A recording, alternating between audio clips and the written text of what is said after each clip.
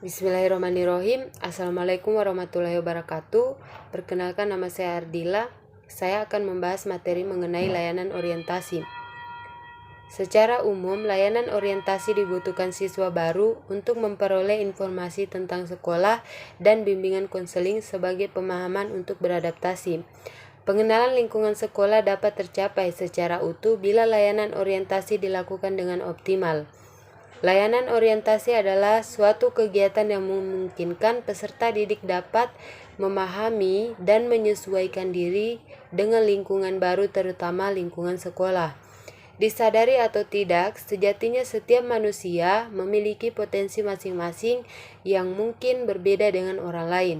Namun, terkadang kita masih bingung potensi apa yang kita miliki, mana yang benar-benar bakat alami dan mana yang hanya sekedar minat. Di saat seorang anak mulai bingung menentukan bakat apa yang mereka miliki, maka di sekolah guru BK akan memberikan pengarahan melalui layanan orientasi. Tujuan dari layanan orientasi adalah untuk memberikan pengenalan kepada murid-murid tentang kegiatan dan situasi pendidikan yang akan ditempuhnya. Selain itu, layanan orientasi diharapkan dapat mencegah timbulnya permasalahan penyesuaian siswa dengan pola kehidupan sosial, belajar dan kegiatan lain di sekolah yang berkaitan dengan keberhasilan siswa. Begitu juga bagi orang tua agar memahami kondisi dan situasi sekolah sehingga dapat mendukung keberhasilan anaknya. Penelitian ini menggunakan jenis penelitian deskriptif, kualitatif. Adapun informan penelitiannya adalah guru bimbingan konseling, wakasek, dan siswa. Kemudian pengertian layanan orientasi. Menurut Prayitno, layanan orientasi yaitu layanan konseling yang memungkinkan klien memahami lingkungan yang baru dimasukinya untuk mempermudah dan memperlancar berperannya klien dalam lingkungan baru tersebut. Layanan orientasi mempunyai fungsi sebagai usaha pengenalan lingkungan sekolah sebagai lingkungan yang baru bagi siswa. Pengenalan-pengenalan lain yang dapat diberikan kepada siswa seperti kurikulum baru yang diterapkan sekolah, waktu proses belajar di sekolah, pelaksanaan layanan orientasi berdasarkan pandangan bahwa memasuki lingkungan baru dan mengadakan penyesuaian bukanlah hal yang mudah. Menurut Prayitno dan Amti tahun 1999. Layanan orientasi adalah layanan yang diberikan kepada siswa yang baru dan jika perlu melalui orang tua siswa guna memberikan pemahaman dan memungkinkan penyesuaian diri terhadap lingkungan sekolah yang baru dimasukinya. Dari beberapa definisi di atas, dapat kita simpulkan bahwa layanan orientasi adalah layanan yang diberikan kepada peserta didik baik baru maupun lama, serta pihak lain untuk mengenal dan memahami keadaan dan situasi yang ada pada lingkungan sekolah secara umum agar peserta didik dapat dengan mudah menyesuaikan diri sebagaimana materi yang diberikan. Kemudian, tujuan layanan orientasi adalah agar peserta didik dapat beradaptasi dan menyesuaikan diri dengan lingkungan baru secara tepat dan memadai, sehingga peserta didik akan lebih mudah dalam mengikuti kegiatan sekolah guna mencapai keberhasilan belajarnya. Tujuan program orientasi ialah untuk memberikan pengenalan kepada murid-murid tentang kegiatan dan situasi pendidikan yang akan ditempuhnya.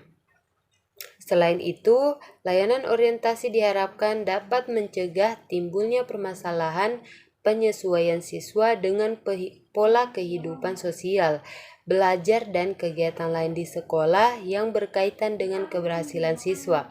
Begitu juga bagi orang tua agar memahami kondisi dan situasi sekolah sehingga dapat mendukung keberhasilannya.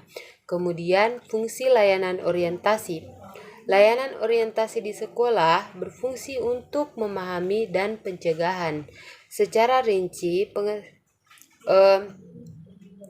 Fungsi pemahaman yaitu membantu siswa untuk mengenal dan memahami diri dan lingkungannya secara total. Dimaksudkan agar peserta didik dapat mengenal dan memahami lingkungan yang berbagi dirinya, sehingga peserta didik tidak mengalami kesulitan dalam penyesuaian diri dengan dunia yang akan ditempuhnya.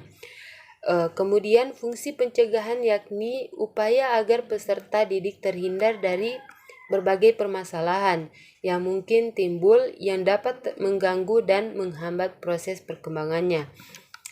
Dimaksudkan agar peserta didik dapat terhindar dari permasalahan yang bisa timbul akibat tidak dapat menyesuaikan diri dengan lingkungannya sehingga mengganggu keberhasilannya di sekolah maupun di luar sekolah, serta peserta didik tidak merasa terkucilkan oleh teman-temannya.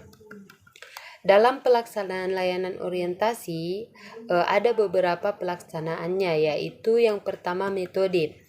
Metode yang dapat digunakan dalam pemberian layanan orientasi kepada siswa dapat dengan ceramah, tanya jawab, diskusi, demonstrasi, program homeroom, dan kunjungan. Kemudian yang nomor 2, media dan instrumen. Media dan instrumen dalam memberikan layanan orientasi dapat dilakukan dengan memberikan selebaran atau penayangan video, film maupun dengan slide seperti dalam PowerPoint. Kemudian nomor 3, penyelenggaraan. Layanan orientasi dapat dilaksanakan pada A. Hari orientasi baru, B. Pertemuan umum, C. Pertemuan klasikal atau pengenalan siswa pindahan, pengenalan kelas baru. Nomor 4, materi layanan orientasi. Layanan orientasi diberikan terutama pada awal tahun pelajaran siswa baru yang meliputi hal-hal umum berikut. A. Orientasi mengenai tata tertib sekolah, B. Orientasi mengenai keadaan guru atau karyawan, C. Orientasi mengenai fasilitas belajar. Kemudian hal-hal yang perlu diperhatikan dari layanan orientasi yaitu layanan bimbingan dan konseling hendaknya menekankan A. Orientasi individual, B. Orientasi perkembangan siswa, dan C. Orientasi permasalahan yang dihadapi siswa. 1. Orientasi individual. Pada hakikatnya setiap individu mempunyai perbedaan satu sama lainnya. Perbedaan itu dapat bersumber dari latar belakang pengalamannya, pendidikan, sifat-sifat kepribadian yang dimiliki dan sebagainya. Menurut Willerman tahun 1979, anak kembar satu telur pun mempunyai perbedaan, apalagi kalau dibesarkan dalam lingkungan yang berbeda. Ini membuktikan bahwa kondisi lingkungan dapat memberikan andil terjadinya perbedaan individu. Kemudian menurut Taylor tahun 1956 juga mengatakan bahwa kelas sosial keluarga dapat menimbulkan terjadinya perbedaan individu. Perbedaan latar belakang kehidupan individu dapat mempengaruhinya dalam cara berpikir, cara berperasaan, dan cara menganalisis masalah. Dalam layanan bimbingan dan konseling, hal ini baru menjadi perhatian dasar. Nomor 2, orientasi perkembangan siswa.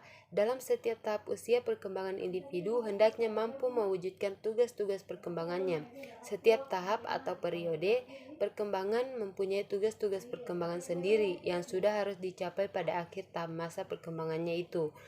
Kemudian, pencapaian tugas perkembangan di suatu tahap perkembangan akan mempengaruhi perkembangan berikutnya.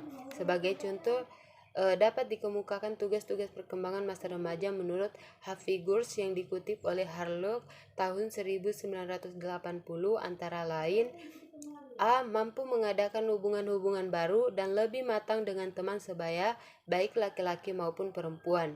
B. Dapat berperan sosial yang sesuai, baik perannya sebagai laki-laki atau sebagai perempuan. C. Menerima keadaan fisik serta dapat memanfaatkan kondisi fisiknya dengan baik. D. Mampu menerima tanggung jawab sosial dan bertingkah laku sesuai dengan tanggung jawab sosial. E. Menyiapkan diri terhadap perkawinan dan kehidupan berkeluarga. D. Memperoleh nilai-nilai sistem etis sebagai pedoman dalam bertingkah laku serta dapat mengembangkan suatu ideologi. Kemudian 3. Orientasi permasalahan yang dihadapi siswa. Layanan bimbingan dan konseling harus bertolak belakang dari masalah yang sedang dihadapi oleh klien. Konselor hendaknya tidak terperangkap dalam masalah-masalah lain yang tidak dikeluhkan oleh klien. Hal ini disebut dengan asas kekinian, menurut Prayitno tahun 1985. Artinya, pembahasan masalah difokuskan pada masalah yang saat ini atau saat berkonsultasi dirasakan oleh klien. Kadang-kadang konselor terperangkap dalam hal-hal yang sebenarnya tidak dirasakan sebagai masalah oleh klien yang bersangkutan. Akibatnya, masalah yang sebenarnya justru tidak teratasi atau bahkan timbul masalah baru. Konselor dapat saja membahas hal-hal lain asal masih ada kaitannya dengan masalah yang dihadapi klien. Kemudian, pengertian layanan orientasi dalam masyarakat. Menurut Prayitno tahun 2008, layanan orientasi adalah layanan bimbingan dan konseling yang dilakukan untuk memperkenalkan seseorang terhadap lingkungan baru yang dimasukinya. Layanan orientasi juga dapat diartikan sebagai layanan bimbingan yang ditujukan pada subjek yang dibimbing atau klien yang sedang atau akan memasuki suatu lingkungan atau situasi yang baru. Pemberian layanan ini bertolak dari anggapan bahwa memasuki lingkungan baru bukanlah hal yang selalu dapat berlangsung dengan mudah dan menyenangkan. Bagi setiap orang, seringkali orang masih asing atau buta dengan situasi atau lingkungan yang baru, sehingga memungkinkan orang-orang muda mengalami banyak hambatan atau kesulitan. Berdasarkan pendapat di atas, dapat disimpulkan bahwa layanan orientasi dalam bimbingan dan konseling masyarakat merupakan layanan bimbingan dan konseling bagi individu atau kelompok masyarakat untuk memasuki dan menyesuaikan diri dengan lingkungan yang baru, yang meliputi bidang bimbingan pribadi, sosial, belajar, karir, agama, keluarga, dan pernikahan. Kemudian, fungsi layanan orientasi dalam masyarakat. Yang pertama, fungsi pemahaman. Melalui layanan orientasi BK, fungsi pemahaman membantu konseling agar memiliki pemahaman terhadap dirinya atau potensinya dan lingkungannya, pendidikan, pekerjaan, dan norma agama. Berdasarkan pemahaman ini, konseling diharapkan mampu mengembangkan potensi dirinya secara optimal dan menyesuaikan dirinya dengan lingkungan secara dinamis dan konstruktif. Kemudian, fungsi pencegahan. Fungsi pencegahan berkaitan dengan upaya konselor untuk senantiasa mengantisipasi berbagai masalah yang mungkin terjadi dan berupaya untuk mencegahnya supaya tidak dialami oleh konseling.